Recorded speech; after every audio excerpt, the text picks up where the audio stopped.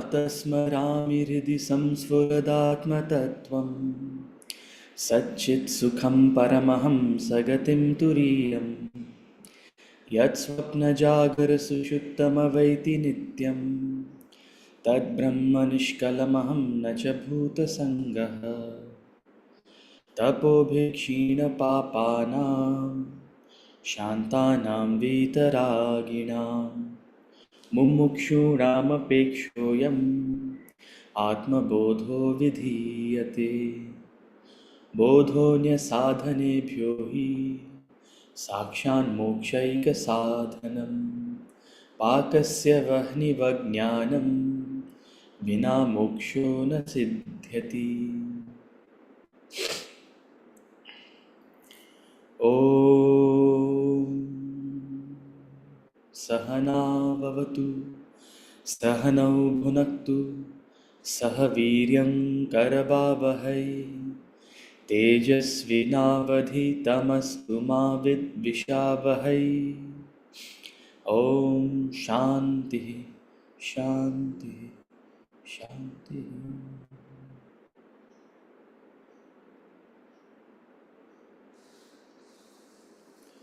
We'll chant from verse number 15 to 19 of chapter 8. Verse number 15 to 19 of chapter 8. मामुपेत्य पुनर्जन्म दुःखालयमशाश्वतं नाप्नुवन्ति महात्मानः संसिद्धिं परमां गताः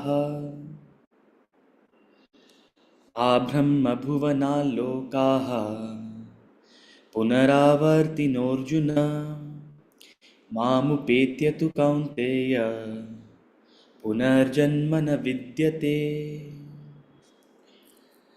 सहस्रयुगपर्यन्तम् अहर्यद्ब्रह्मणो विदुः रात्रिं युगसहस्रान्तां ते होरात्रविदो जनाः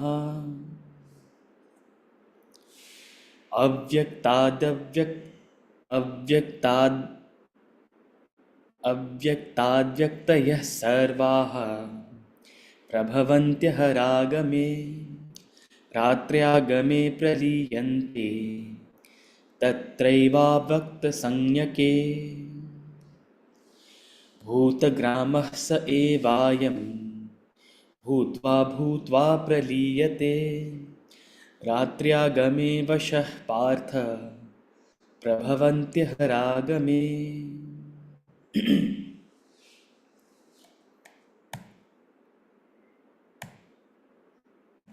Okay. Hari Om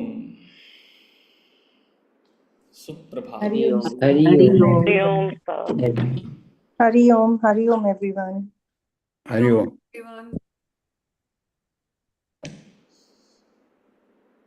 I'm in my wife's maternal home, and the name of this house is Suprabhat. So Oh, that's lovely. it's meant for the morning. Greetings from Kerala, God's own country. Okay, we will start with questions. I think we had some questions from the usual culprit of late, Rashmi ji.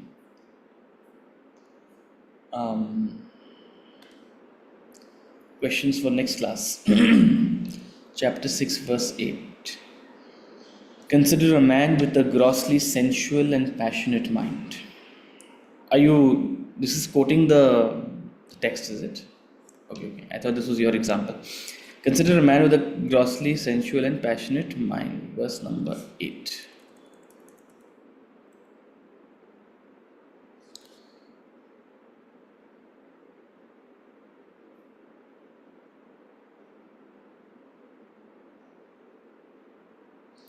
Oh, verse 6, sorry, not verse number 8, verse 6. I'm just wondering, where is this?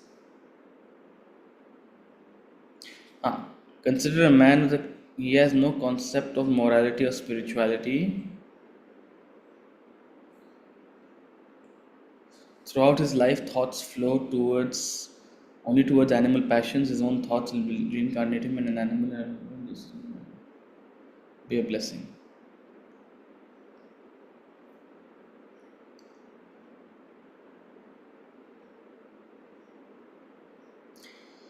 Question is, how is this a blessing? Good question. How on earth can being born into a lower yoni be a blessing? First and foremost, that said, look, let me tell you that this is as per the theory of reincarnation. You are born as per your vasanas. You're born into a form and an environment based on your predominant vasanas, particularly your prarabdha, because that's the primary thing that you have to express and exhaust in this lifetime. Okay. That said, a yoni is not easily gotten or grown out of, right? In that sense, like it's not easy to achieve the manushya yoni, and nor is it easy to lose it also. Once having gotten it, it's not that, you make a couple of mistakes and boom, you're born as a pig or something, right? But there's always a potential for devolution if someone is extremely gross, right? Um, when someone is extremely gross, we say you're not befitting of a human being, right? Because a human being, of course, people of different passions and natures and qualities exist, but as humans, we have a certain standard.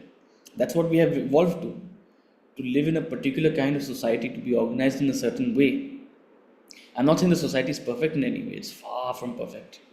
But to be the capacity to make conscious choices and live up to certain basic expectations of a social standard is what is expected of a human being. Forget anything spiritual, right? So someone is not able to do that if someone has a ravenous desire for, say, the senses, right? Lust, right? Much better to be an animal, do anything, anywhere, anytime, right? So his own thoughts and desires will reincarnate him as an animal to fulfill those desires. And look, don't ask me how it happens and when it happens and whether it specifically happens. This is only a theory, right? Which again, certain occult traditions go into talking about this in more detail, but that is not the interest of Vedanta. You go into certain branches of, it could be astrology, or now there are so many other branches of different practices, and they'll talk about pending karma and this karma, that karma. I'm not going to comment on those things, but that's not the interest of Vedanta. It's not going to tell you, necessarily what's going to happen. So this may appear terrible, but in effect, it turns out to be a blessing. So you may, on the first thought, it may be like, oh my God, there's devolution happening. Oh my God, here isn't. But it turns out to be a blessing. Your question is, why is it a blessing? Forget being devolved into your whatever experiences you go through in life are meant for you, and that's the blessing. See, sitting in a kindergarten, if I teach you things of a PhD level, it won't make sense to you. If I give you the lessons in life suitable for your spiritual age, that is what will help you go to the next class. Okay, and sometimes it involves pain. Now, for a PhD level mathematics, if you give them a problem in trigonometry, sine theta, cos theta, it'll be very easy for him. But if you give a class 7 school child the problem in trigonometry, they'll be having sleepless nights, right? So the kind of challenges you face in life, the kind of situations you face in life, at your stage, it may seem very, difficult. But that is what is meant for you to help you grow to the next class. Because growth doesn't happen in parabolic shifts, right? It doesn't happen like exponentially.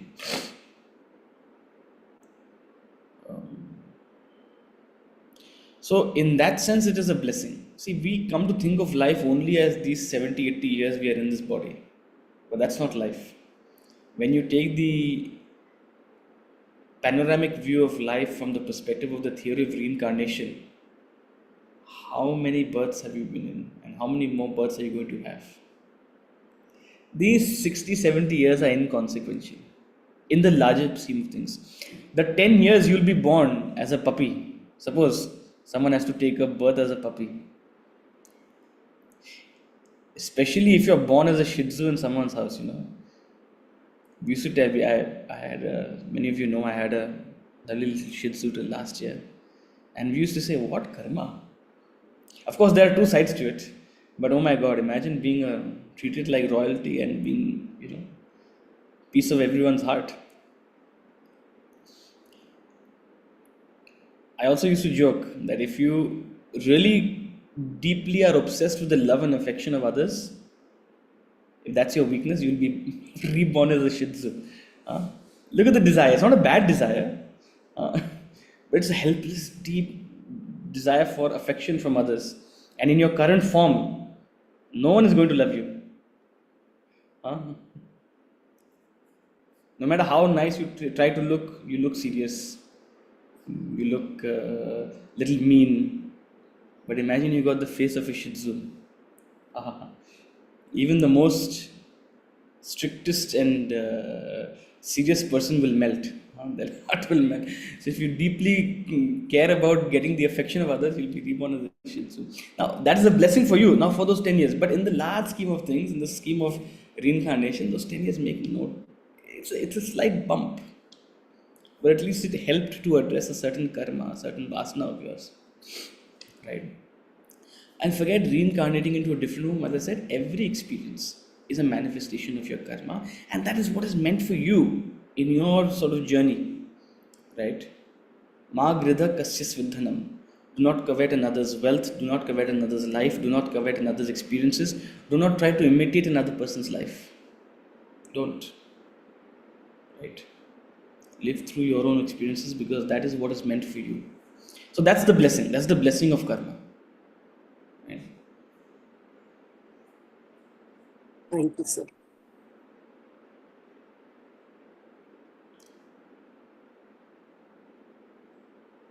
But sir, that person will be unaware of what he's heading for, right? Like you are always unaware of what you are heading for. So, but Even right at least now. now, See, yeah. whether you see your experience as a blessing or a curse is a state of mind. If you have a spirit of surrender in your life, you will see every experience as a blessing. If you have the need to dominate life or have certain expectations for life, or if you want to simply mimic another's path, you will think of every turn in your life as a curse or a limitation. You'll see the glass half empty rather than the glass half full. So at any point, because of apohanam, your mind, your faculties are not able to necessarily, one second, I just hope the connection doesn't go. Okay. Let me know if you can't hear me at some point because the electricity is gone out here. So at any point, your faculties are not able to have this sort of clarity of, okay, why you have come here, with what vasanas you're coming here, with what vasanas you're going. Now you can again, many fields of specifically astrology exist to maybe give you an imprint of that or give you an inkling of that, but it's never ending. I mean, it's all information about your past is always largely it's hidden from you, so you don't really know where you're coming from, but your nature, your qualities are sort of like a reflection of that. That said, if you have a spirit of surrender, you will always view it as a blessing. You'll always be okay to see how life unfolds. If you have the need to control life or to know exactly what the outcome is going to be, or be very sort of, micromanaging of your situations, then naturally there will be a tendency to be agitated, to be worried, to be anxious, to suffer because of that. Thank you, sir. Okay. What is apohanam? Apohanam is forgetfulness. Apohanam is the erasure of memory. So what you recall, what memory you have is simply a small fraction of everything you have experienced. Forget in a past life, even in this life. What you recall right now, maybe only the snippets are like the important tidbits of your life. The large chunk of it, about 99.9%, you have forgotten. Like you have forgotten what you ate 3 days ago for breakfast. You have forgotten the name of maybe, I don't know, the tour guide you met on your last trip when you went for a walking tour. You asked him his name, but you forgot. You had a wonderful experience, but you forgot his name. By Apohanam. So you only remember the very impactful experiences. That also partially, you sort of make up some details of it. Bulk of your life you have already forgotten. Similarly, almost everything about your past life in that sense you have forgotten, right? That's a Pohanam. Okay. Any other questions?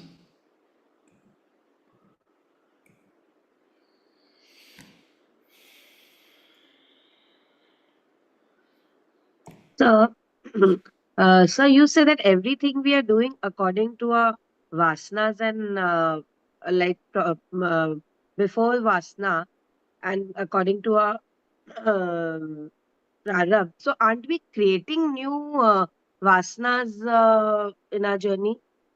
Yeah, so look, according to again the theory of reincarnation, you all your experiences are driven by two types of vasanas. One which is called prarabdha, that is almost sort of a in a way things you have to experience in this lifetime, tendencies you will manifest in this lifetime. And there is another piece called Sanchita, which may or may not happen depending on your choices, depending upon the circumstances, depending upon how what decisions you make in this lifetime, right? But regardless of what kind of vasana is expressing, the way in which you function, if you function in a mode of attachment, if you function in a certain way, you will create more vasanas, right? So selfish or unselfish action, regardless of whether it's selfish or unselfish, if it is done with kartritva bhavana and bhoktritva bhavana, if it is done with a certain attachment, you will create more vasanas, and you are creating more vasanas, right?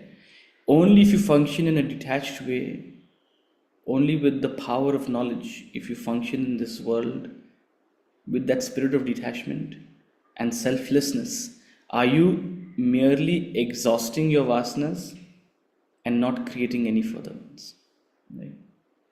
So because of a certain way of functioning in the mode of attachment, you are manifesting vasanas and you're creating more, and that is what is causing your punarjanma. That is what is causing your constant life, the cycle of birth and death, right? The moment you, so functioning in a spirit of detachment, it has two aspects, right? One is that with that power of knowledge, you are functioning in a way where you are not creating more vasanas. On the other hand, knowledge is like fire, it burns away the camphor of vasanas. Specifically, it burns away the camphor of sanchita vasanas. Whatever prarabdha is there, it's already in the pipeline, it will simply express itself. But there's no more, I mean, if you reach the zenith of knowledge, you exhaust, extinguish all your sanchita vasanas. And theoretically, that is what is called samadhi. That is what is called enlightenment. Right? The only difference between you and me as non-enlightened people and an enlightened person is that we are functioning in this world, we are getting attached, we are getting developing all sorts of entanglements, samsara, and we are creating more vasanas. But if you can function in a spirit of detachment, if you can take to life like a sport, if you can be Padma Patramivambhasa, like a lotus leaf on water, living on the world but not in it. Then you are moving and progressing towards liberation. That's the difference between a sage and you and me, right? Thank you, sir. So, whatever little I read about the chanting at the time of death, Om, chanting of Om at the time, like they are really saying that not even chanting of Ram, because you get distracted by Lakshman and Sita. What was that, sir? Like, why? Who said don't chant Ram? No, not during the time of death. It's written in this in the one of the verses that chanting of Om is better than chanting of. It was No, there. no, he doesn't say it's better. So Let it's not me. better. It's just that you get distracted by chanting. No, where I don't think he's used any of these words. Where give me the exact. I know what you're talking about, but I want to know exact. See, this is why we want to be very specific, because and this I'm not blaming you. Look, whenever we read something, we create our own impressions about it, right? Which is why it's very important to come back to what exactly he has said and what he is implying. So, sir, in the flight, I read it from the Kindle book. I think Gita Jika book. So I think I don't remember, but Okay, so it may be, are you talking about Shivendra Nagarji's book? Yeah, I think so. I read it in the flight, so I'm not recalling it, but I read from 11 to 13. From 9 to 13, I read. It was there. It was about like you get distracted by. Yeah, it can be. It may be in his book. Certainly not in. Here it is. Look. This is in Shivji's book and not in, because I immediately caught on. That's not the language of Swamiji. Swamiji has never said that. But yes, it's possible that, look, here he's saying the significance of Om is profound. Firstly, it is connected to emotion. Secondly, it reduces chances of mental distraction. For example, if someone chants name Ram, they may be drift towards Hanuman, Sita, Lakshman, etc. Similarly, chanting has its own stories, incarnations, interpretations, which may sometimes distract the mind. However, Om does not associate the mind with any particular historical figure, personal attachment. So all he's saying is that, look, any figure, any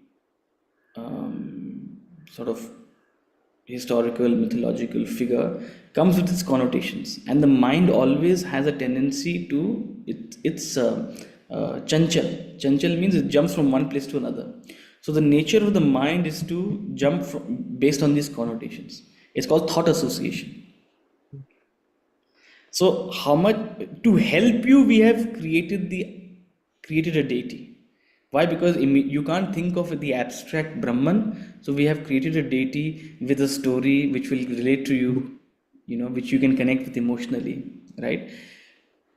So the nature of the mind is that while it may be easier to think of God through a Rama or a Krishna, but because of the nature of the mind to be chanchal, you'll jump from, Krishna means Ras Leela, which means Radha, which means all sorts of, he's stealing butter and he's doing all sorts of, Now, these are not all of this is not a problem per se. It's not a problem for a lay person, but for a person in meditation. Meditation is the art of single pointed concentration, no other thought. So for such a person who is expected to maintain that razor sharp focus, any thought is a disturbance. So for you and me, that thought is not a disturbance. It brings a smile to our face. It makes us a gentler person. It fills our heart with positivity. All these things are good for you and me at our level right now. But if we were in the seat of meditation, if we expected that razor sharp focus, which is why Om is considered the most subtle and the most effective mantra. Now, there are two sides to it, right? Can you connect to it? Are you able to Are you able to connect to the mantra? Are you at that level of subtlety? Until then, you use another mantra, whatever your guru has initiated you into, or whatever. I mean, your guru studies you and gives you the appropriate mantra for you, because that is what will help you. No doubt, it will have its distractions, it will have its connotations, but it will take you to a certain level. But as you grow subtler and subtler, the subtlest mantra, the subtlest representation, the subtlest idol, the subtlest deity in that sense, Pranava, is Om.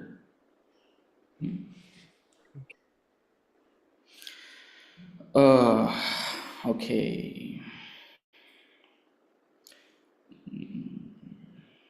This one. Okay. Divyaji is asking, is there a way to finish your prarabdha? Yes, your prarabdha finishes itself. The journey from birth to death is the journey of prarabdha. Now you can't finish it, you simply have to manifest it, exhaust it.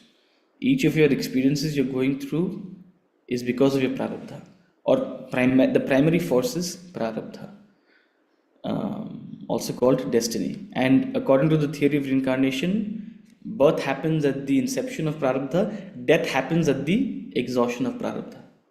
So death means exhaustion of prarabdha, not death of the being. Why? Because any being is composed of, I think in the past we have drawn this. Let me see if I have that diagram. It's helpful to. I think I have it.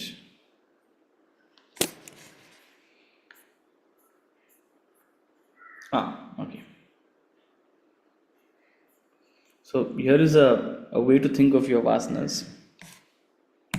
So this is your total vasanas, and this is, when I say total vasanas, this is all of you, your individuality.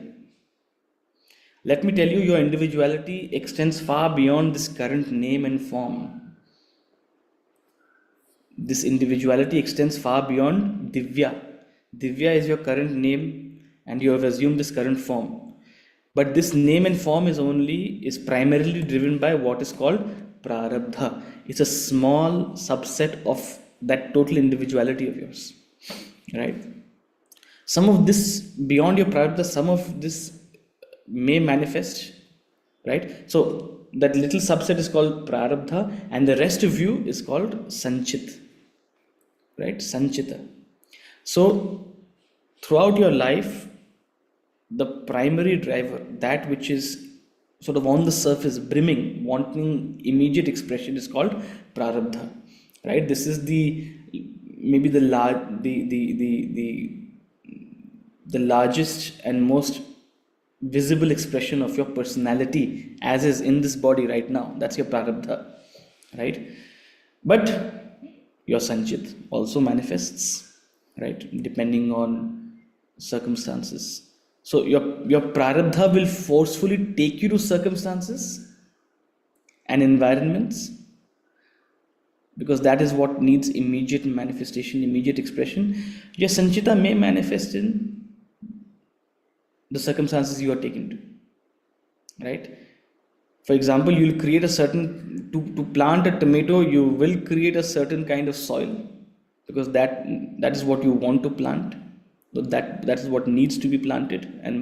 But in that conducive soil, maybe an onion will also grow if there's a seed in the ground. Maybe a cucumber will also grow if there is a seed in the ground. Now you don't know what all seeds there are, right? There are many seeds in you. So there's a lot of you which is there, which may or may not manifest. That's sanchita. But prarabdha is that for which you have taken this body. Right? You have taken this body primarily because of prarabdha, and that you must manifest. You cannot exhaust it, you cannot avoid it. The journey from birth to death is the journey of prarabdha. As long as you have prarabdha, you can't even remove it with knowledge. No matter how much you educate yourself, or no matter how much you want to avoid something, prarabdha is that which must get expression, which is your essential nature in this body. That's your prarabdha, right? So what happens through the course of your spiritual education is that, as I said earlier, you're not creating more vasanas through the way in which you function. You're not adding to this pool of vasanas. You're not increasing this sanchit, right? That's the way in which you consciously live. Secondly, knowledge burns vasanas. So knowledge plays that important role of eliminating this entire sanchita, not prarabdha, the everything surrounding it. The sanchita gets eliminated, exhausted, evaporated, however you want to think about it. Right? That old part of you or that unmanifest part of you just dies away. Right? It's like literally you've either weeded it out of the ground or you have created that sort of environment where it just cannot grow. Right? It dies away. So when a person, while living in this body, and while living in this body means you have prarabdha. No prarabdha, end of prarabdha means death. So while living in this body, while there is prarabdha, if they through knowledge and through sadhana in general are able to exhaust this entire pool of sanchita, that is called samadhi. A jivan mukta, a person who is enlightened, a person who is liberated while living, is one who simply has prarabdha vasanas, nothing else. There's no more sanchita. What's the case for you and me? The most common case for 99.999% of people is that we simply go through life manifesting our prarabdha and maybe altering our sanchita in some ways, adding from it, exhausting from it. It's an admixture. And once prarabdha exhausts, that's the end of this body. That's not the end of life. That's the end of this body. It's called dehanta. Then another subset, another piece of this sanchita rises up to manifest again. That's your new prarabdha. That's your next prarabdha. And that prarabdha will take you to your next body. That prarabdha will give you your next form and name and your next personality, as it were. And this journey will continue. This journey of constant. Now, imagine, think of it, right? You're constantly adding to your sanchita, so you'll always have more and more prarabdha to sort of exhaust through multiple lifetimes, right? Because through unintelligent action, you're constantly adding to the sanchita. That's why we say punarapi jananam, punarapi maranam. It's a never-ending process. You may be exhausting a little bit, but you're adding so much. So So this because is- I want to ask, do we carry on this prarabdha into the next janam also? no. You don't carry, as I said, the way in which you function, your prarabdha is that which is simply getting manifested. But the way in which you function, you're adding to your sanchit. Right? The way in So your- finally, we should try to clear a sanchit.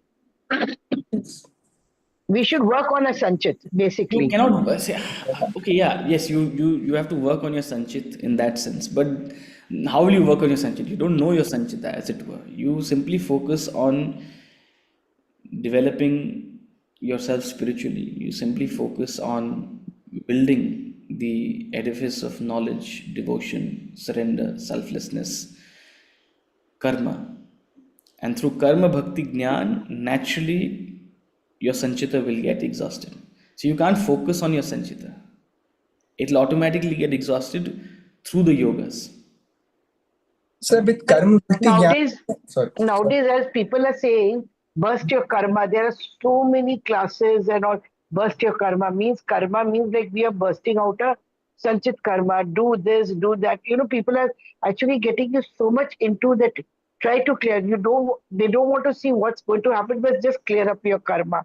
So even chahe chanting ho, chahe doing any type of good work, sometimes people guide you to burst your karma. There are classes for learning how to burst your karmas. So does that help us to clear up our sanchita also? See, you get into whatever classes you want. Just make sure while bursting your karma, you don't burst yourself. Okay? Vedanta has no such explosive guarantees. The path of manifesting your karma, altering your karma, changing your direction in life is slow and gradual. And if anyone is assuring you quick gains, this is the stock market of spirituality. You decide you want to be a 2-minute chart trader, or you want to be a daily trader, or you want to be a weekly trader? Life is a stock market. Sir, So look, let me complete 1 second. So many, and look, this is the beauty of our tradition, that anyone is allowed to create their own Upanishad, as it were, their own path. You want to call it bursting karma, you want to call it pending karma, you want to this karma, that karma, you can do whatever, but ultimately you have to shastram pramanam asti. Shastram pramanam asti means the shastra, what is given by shastra, you must you must give precedence to. So it's your duty, if you are interested in and it's a good thing that people are getting interested in these things, because life is not meant to be a monotonous journey to earn a living and simply fulfill your base desires. In a way, it's a good thing that people are taking out the time and interest to explore these things, but again, they are bringing their own insecurities and their own tendencies into this process. It's very important. The shastras give you a direction in this exploration, and like in any field, people will develop all sorts of practices and all sorts of trajectories. Whatever is truly effective will stand the test of time. Shastra is that which has stood the test of time. This is what it means for the Vedas to have been compiled. Having stood the test of time, Maharishis like Ved Vyas have compiled this eternal Sanatan knowledge into something cohesive that you need to focus on. Otherwise, knowledge and practices and paths are endless. Right? So the Shastras have given us a direction. And the Shastras do not speak of bursting karma. The Shastras speak of, for the vast majority of humanity, for 99.99%, unless you think of yourself as extremely special, for 99.99% of us, the Shastras are recommending karma, bhakti, jnana. In some slight modifications here or there. So Correct. you have the freedom to do whatever you want, but the direction you should take and the kind of result you can expect is already sort of that direction is already given by Shastra, right? There are no shortcuts to this, right? Okay. And in fact, Thank yeah, and one more thing, one of the most essential aspects of the spiritual path is to let go of attachment to the outcome. Am I bursting my karma? Am I changing my karma? Am I improving? Am I evolving? The more you focus on these things, I'm seeing it really angers me. Okay. Nowadays, because now suddenly if you're on these social media platforms, suddenly there's a explosive interest in spirituality. Now, whether it's karma, varma, or even it's Bhagavad Gita. And nowadays I'm seeing advertisements for teaching and learning Bhagavad Gita with such gross marketing techniques. My friend is studying in the US now or working in the US now with lots of money. I was in the same college, but I didn't make half the progress in life. The only difference between him and me was he studied the Bhagavad Gita and I didn't. That's the kind of things that are being that are being marketed. Why you should study the Bhagavad Gita. Now, look, if that brings you to the text, wonderful. Right? But that's, if you end up studying with only that motive, you're defeating the But purpose. sometimes when these kind of classes, it makes you very aware of your day-to-day karma also. Like, in a day also, small things you do which adds up to your karma. So now at least Ruchira ji, what God has given you a buddhi. You don't need a class or you don't need any of these Nee, things it's to not a determine it's what an you can awareness. I will not say you'd listen to it only because of class. It's just bringing the awareness. Let So me tell now, you, you want to call, I'm going to end this out here. I don't advocate it. I don't not advocate it. People can do whatever they want because there are look, it's like pollen which has been scattered. You can go around picking all the pieces. I am simply telling you what the Lord is telling me. Shastram pramanam asti. Now, where do you want to spend your effort?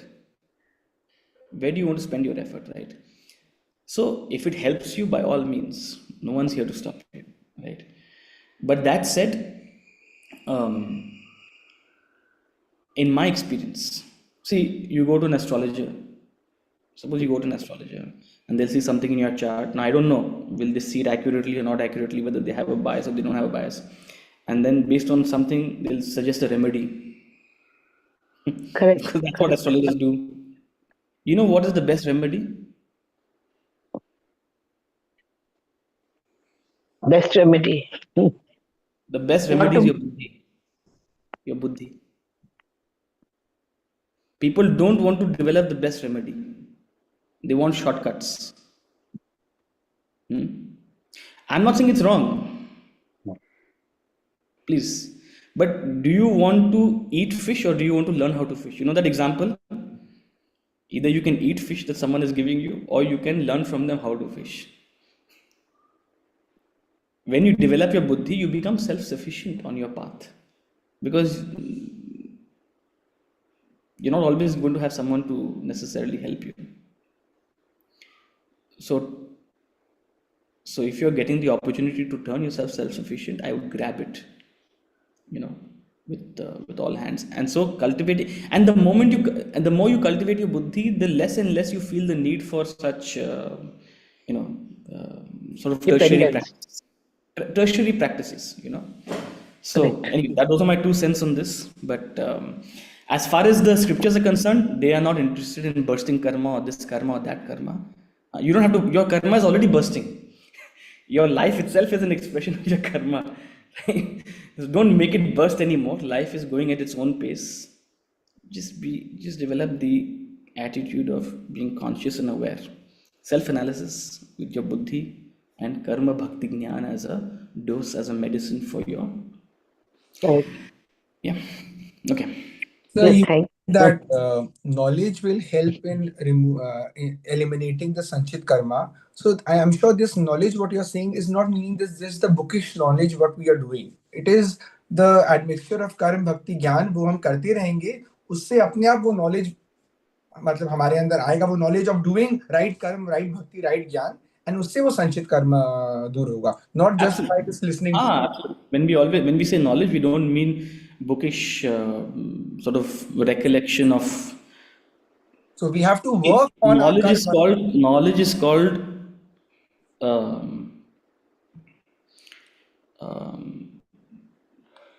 in the entire realm of knowledge, there is that which is memorized or that which is remembered, and that which is revealed, Shruti and Smriti, right? So Shruti is that which is revealed to you, not necessarily just heard, but revealed to you, right? So when we are reading or memorizing or trying to learn something, we are doing actually Smriti. But when we go to its depth, that's when there's a revelation in us. It becomes a Shruti, right? So right now, simply reading this text is a Smriti. But through our own reflection, through our manan, and through our experimentation, we'll have an awakening. That's called a Shruti, right? And that Shruti, that awakening, is what is the sort of advent of true knowledge, right? And that's Shruti will come only through, as you said, through your sadhana, through karma bhakti jnana. And so one more thing, sir. I'll just take one second more. So if we do the right karma bhakti and jnana, we can also reduce our prarabdha also. We can also change our prarabdha also. Look, potato. You cannot. Okay. Your prarabdha is your prarabdha. Okay. But why you want to change your prarabdha? Why you want to change any? As I said, you can't. Don't worry about your prarabdha. Don't worry about your sanchit also. Just You do can't your worry job. about it. Do your job. Do your sadhana, right? You cannot do anything about your prarabdha. That's what is called your destiny. But you will create your destiny. You are creating your destiny.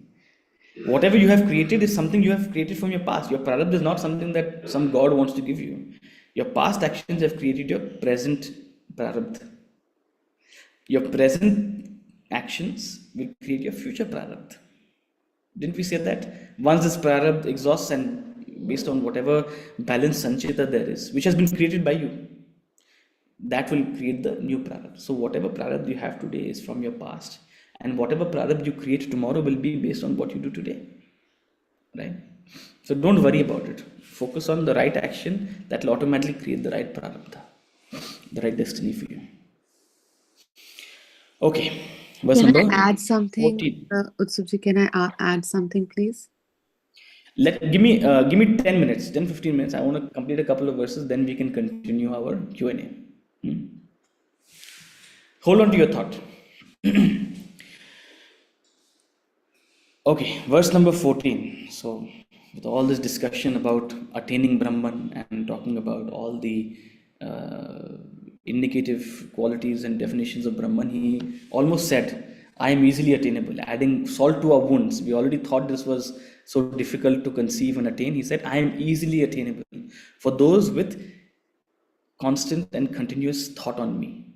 Right? That steadfast yogi, that dedicated, consistent yogi who has a constant and consistent thought of me. And that's the purpose of sadhana, to turn you into a constant and consistent contemplator.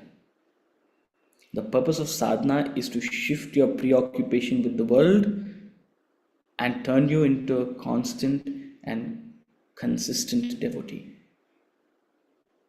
Now you can say devotee of God or devotee of Brahman, someone who is dedicated to exploring the mystery of life, to whom every experience, every turn in life, every interaction reminds them of the mystery.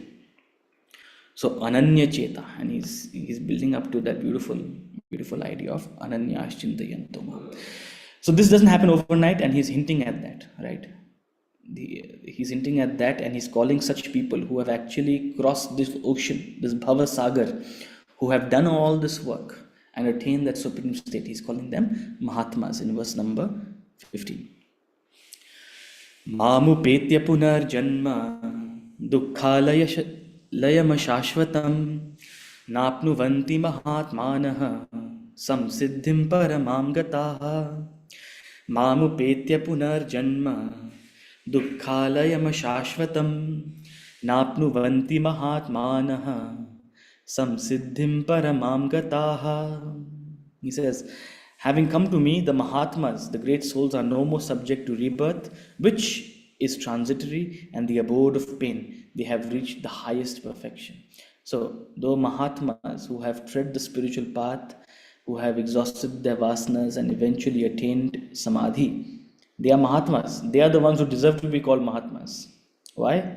Because unlike ordinary Atmas, unlike ordinary people, you and me, they have stuck it out and achieved the ultimate purpose of their life. That is why they're called Mahatmas. They exit the cycle of birth and death. They have exited because they have exhausted the Sanchit Karma. They have attained Samadhi. So, some technical definitions. When you exhaust your Sanchit Karma in this lifetime, that's called Samadhi. That's when you are called a Jivan Mukta.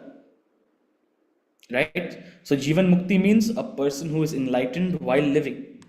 And what is their sort of spiritual status? They only have prarabdha vasanas. They've completely exhausted their sanchita vasanas. But because of their prarabdha, which is still already in the pipeline, they're continuing to live. Right? They continue to live as an individual. And when the time comes, when their prarabdha is exhausted, when the prarabdha culminates or finishes, that's when they attain what is called Mahasamadhi. So when a Jivan Mukta, their prarabdha finishes, that's when there is the Dehanta, the end of their life, the end of this incarnation. But because they don't have any more Sanchita, there's nothing else to go forward to. There's nothing else to manifest further. There's nothing else to reincarnate into further. The end of their prarabdha means the end of their total vasanas. It's called Mahasamadhi. And after this, they are no more subject to rebirth. Why? Because there's no vasanas to manifest again. There's nothing else in the pipeline. So they are no more subject to rebirth. And this rebirth, This rebirth is actually transitory, right? This constant birth and constant death is a constant transition. And because of this constant transition, there is pain. Why? Because the human tendency is to get attached to wherever it is, whatever it is doing, and any change is difficult. Any transition is a constant. The moment you get used to something, you have to move on from it. The moment you start enjoying something, you have to say, you have to depart from it. Years and years and years you cultivate in something and you develop so much of attachment for it, but the nature of transition is such, whatever has a beginning will have an end, and that separation is always painful, right? So this cycle of birth and death, which is a constant transition, it is the abode of pain. This pain is coming precisely because of your attachment. But those who function detachedly and attain samadhi, they transcend this realm of pain and they reach the highest perfection. Nothing new, he's just saying it poetically, beautifully about what we have already talked about. And the next couple of verses is turning slightly mystical in the sense that it really gives you an idea of when we talk about punarjanma, when we talk about constant birth and death, what time scale are we talking? How many lives do you think you've had? 5 lives? 10 lives? 15? We cannot conceive anything beyond that because our notion of time is so limited. For us, 70, 80 years is a long period of time. And to break the shackles, to help you transcend this idea, see, you are limited to this idea of you being this limited, constricted individual right now. And so your imagination cannot go beyond it or much beyond it. But here he's going to present an idea which will completely make us, well, kind of uncomfortable, but also it's going to sort of push our boundaries in our imagination, in a sense, right? Because what is time and what is the scale of time we're talking about? So verse number 16 onwards, he's going to talk about the different realms of experience and the different scales of time which govern this sort of creation and constant reincarnation. Verse number 16. Ha brahma bhuvana lokaha punaravartinorjuna mamupetya tu kaunteya punarjanmana vidyate. Abrahma bhuvana lokaha punaravartinorjuna mamupetya tu kaunteya punarjanmana vidyate. So look, he's talking about punarjanma, right? He's talking about punarjanma because he's saying Mahatmas are no more subject to punarjanma. Mahatmas are no more subject to punarjanma, but everybody else is subject to punarjanma, right? Everybody else is subject to punarjanma, and because it's so hard for us to appreciate this, again, we have been given sort of this mythological idea of various realms and what happens after death, what happens after and how is punarjanma actually happening. So there's a lot of literature and sort of symbolism in all these things, but he's specifically talking about this idea of punarjanma, right? So he says all the worlds up to Brahmaloka, the world of Brahma, are subject to return. Now, I have something prepared for you, but maybe we'll only talk about it in the next class. What are the different realms, right? So in our sort of mythology, we talk about various realms. Now, one can interpret them as physical realms, or mental realms, right? A literal interpretation would be, there are actual physical realms which we go to or which we achieve. The other thing is there are mental realms. There are subtler and subtler realms of sort of experience. So Brahma Loka is a certain realm and a very high realm, right?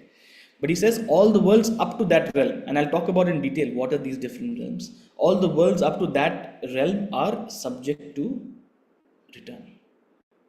A Mahatma is one who goes beyond this realm also, goes beyond Brahma Loka. Why? Because Mahatma is not subject to return. But all of us, through our experiences, we attain different realms of experience, different states of mind, different elevated experiences, no doubt, but all of them are subject to return. However, O Arjuna, on reaching me, and I lie beyond Brahmaloka, I lie in Vaikuntha. Vishnu lies in Vaikuntha, beyond Brahmaloka. So, but on reaching me, on reaching Vaikuntha, there is no rebirth. O Kaunteya. So many stories we have in our scriptures of devotees of Vishnu who, for some reason, are brought into, this bhuloka, this realm of experience, and very often they are even enemies of Vishnu in that sense, right? There's all these beautiful stories of Hiranyakshap, of the three lives that they had to take, and one of them was as Hiranyakshap. So they were actually two devotees of Vishnu, Jai Vijay. who Jaya and Vijay, who were forced to take, anyway, mythological stories which are meant to convey this idea, right? That having reached Vishnu, and that is the actual goal.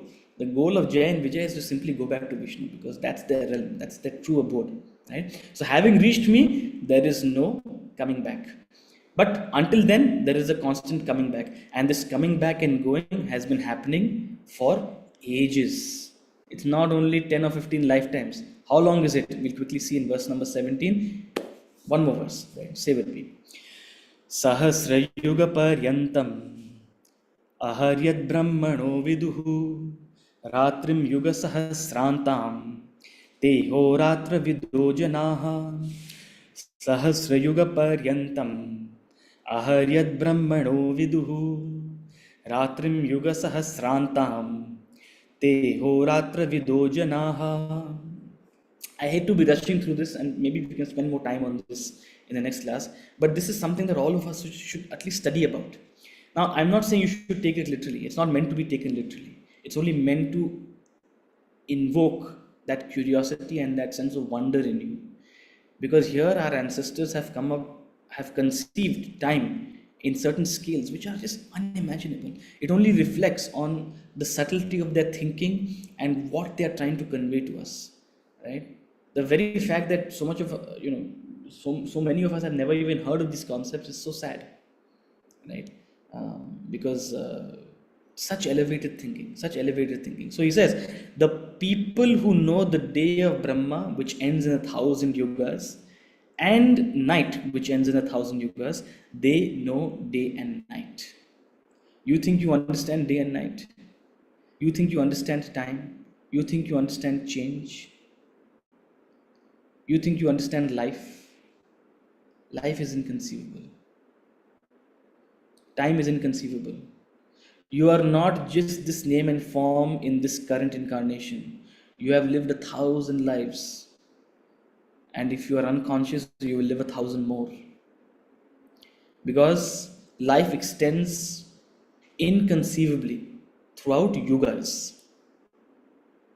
This entire creation, this Srishti, this expression of Lord Brahma extends inordinately forward and backward.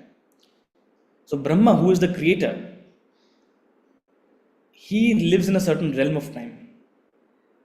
You and I live in a lower realm, right? So Brahma is creating this world. Now, how long is a day of Brahma? You can imagine. How long is a day of Brahma? A day of Brahma ends in 1,000 yugas, and a night of Brahma ends in 1,000 yugas. So one day of Brahma is 1,000 yugas, one night of Brahma is 1,000 yugas, which means an entire 24 hours of Brahma in that sense is 2,000 yugas. He's used this term yug. Now, what is a yug? A yuga, a celestial yuga, or a Mahayuga is composed of 4 sub-yugas. And you've all heard of these terms, right? There is Satya, Treta, Dwapar, and Kali. Satya Yug, Treta Yug, Dwapar Yug, Kali Yug. Now, each of these yugas also extend for a certain period of time. Kali Yug lasts for a certain number of terrestrial years, Dwapar lasts for a certain number of terrestrial years, Treta, and then Sat. Now, together in this one cycle of the yugas is called a Mahayug. How much is a Mahayug? 43,20,000 years. 43 lakh 20,000 years is one Mahayug. How many lives have you lived in that? Divide by 100, you've lived at least, suppose you assume you've lived 100 years each of your lives. Because that's what we can conceive. Like, I wish I live 100 years. Okay. Assume you've lived 100 years. That is 43,200 lives, at least, in one Mahayug. Okay. In one Mahayug, you have lived 43,200 lives. But how many Mahayugas make a day of Brahma? 1,000 Mahayugas. So actually, we have to multiply that by 1,000. 4 crore 32 lakh lives you have already lived in one day of Brahma. And that is simply a day. Creation is not a static one-time activity. It goes through constant manifestation and dissolution. In the life of Brahma, there are hundreds and thousands of manifestations and hundreds and thousands of dissolutions. So a day of Brahma is when there is manifestation. A night of Brahma is when there is a pralaya. It's a dissolution. So in this current day of Brahma, you have already lived 4.32 crore lives. But imagine 1,000 days of Brahma. Imagine 1 year of Brahma.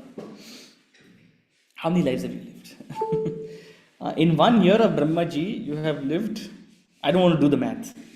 I'm only trying to convey to you the scale. Inconceivable. So if you think you've understood Brahmaji, life moves very slowly in the realm of Brahma.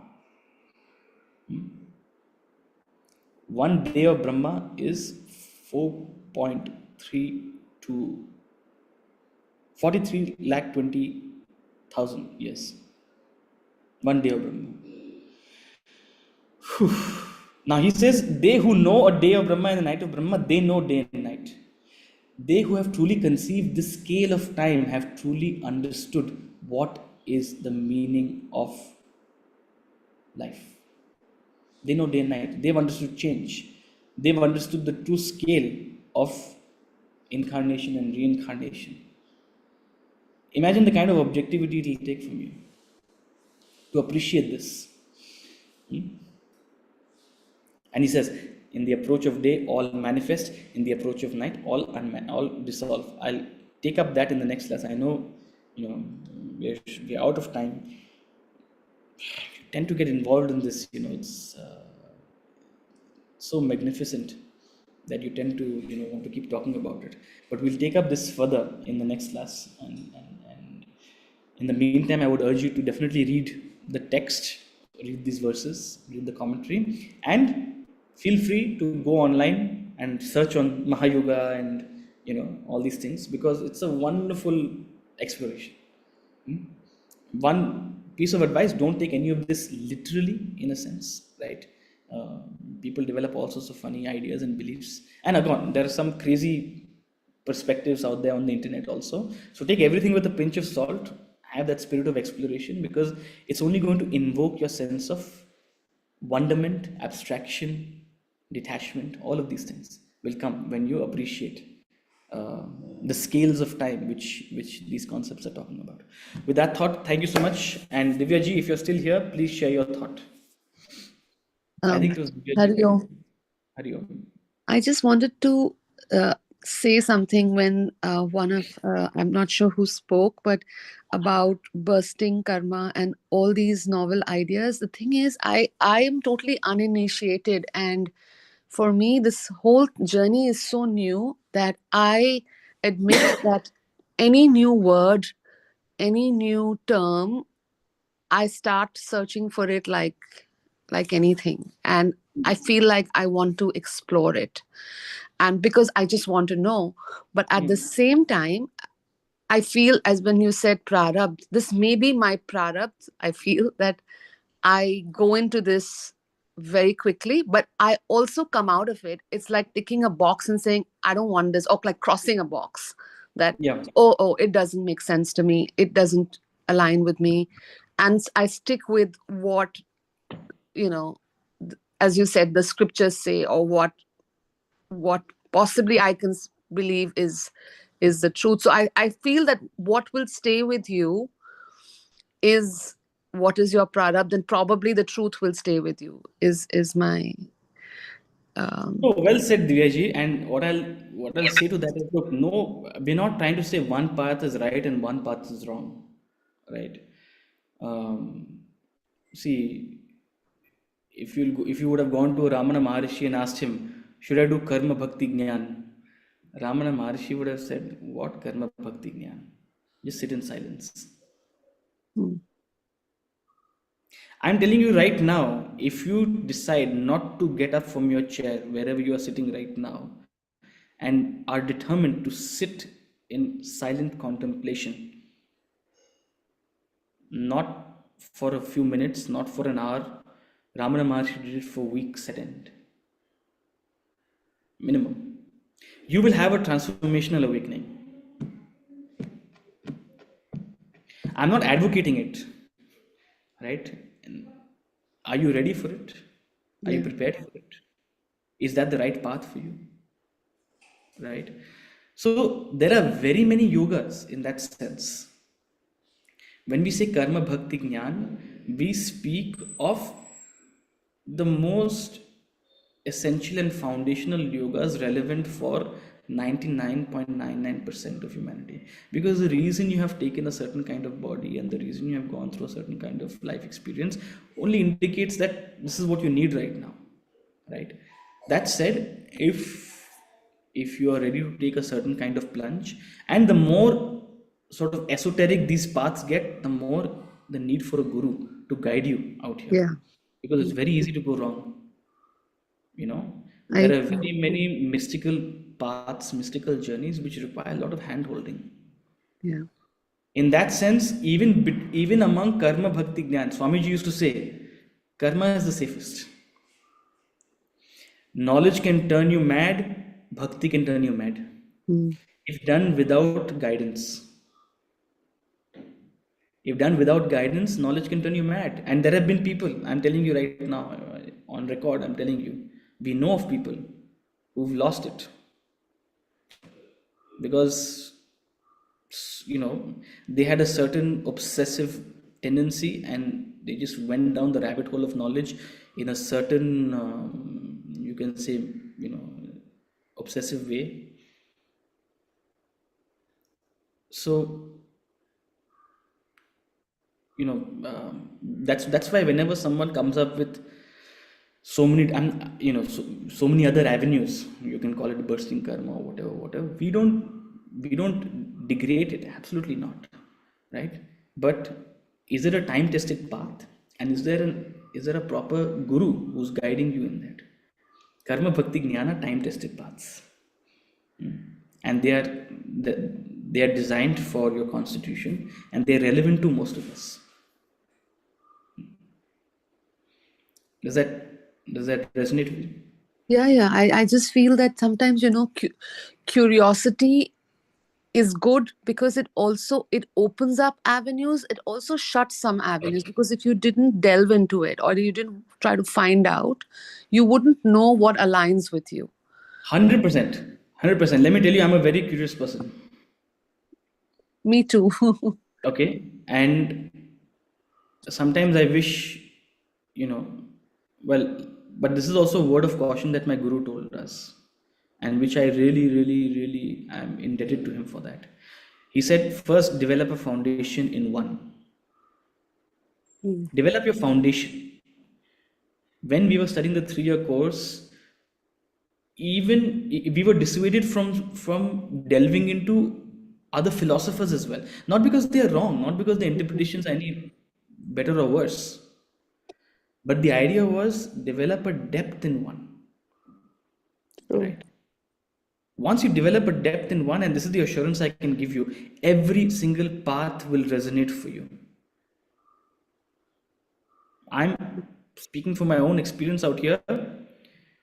It almost is, there is a resonance and also there is clarity of the limitation of every path and the purpose of every path. Yeah. There's almost a clarity of what is meant for me right now and what I need to hold off right now. It's not an intellectual clarity, it's just a little bird who's who's sort of, guiding. But to develop that intuition, to develop that clarity, you need to delve and commit yourself to something. I'm not saying it has to be Vedanta. I'm not saying it has to be knowledge. Whatever is meant for your constitution, whatever you are attracted to, whatever you naturally take to, that is where you should lay your foundation. That is the recommendation, right?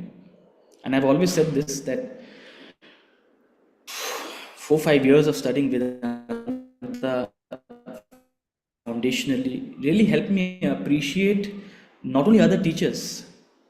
Trust me, I've come to appreciate so many vocabularies. I even mentioned last year, I think Sadhguru visited Calcutta. Sadhguru visited Calcutta, and a lot of people came up to me. They're like, we couldn't make sense of, could he make sense of what he was saying? Like, we couldn't connect with him. And yeah, because he has a very different vocabulary. Many people who are attracted to Sadhguru's vocabulary will not be interested in Vedanta the way in which we teach it. A lot of people who have studied Vedanta only the way in which we teach it will find Sadhguru, like slightly off, like weird. I don't, But when you truly set a foundation in one, when you truly go deep in one, then you'll be able to appreciate both.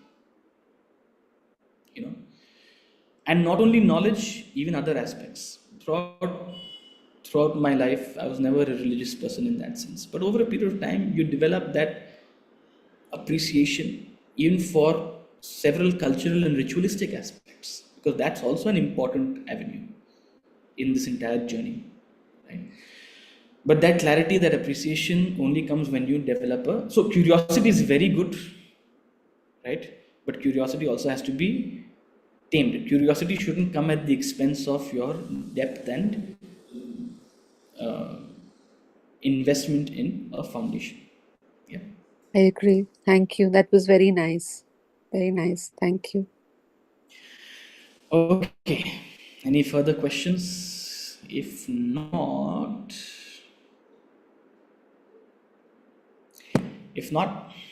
we'll see you again on Thursday. Very Okay. Hari Om, sir. Have a good day. Hari Om. Hari Om. Thank you. Hari Om. Hari Om. Hari Om.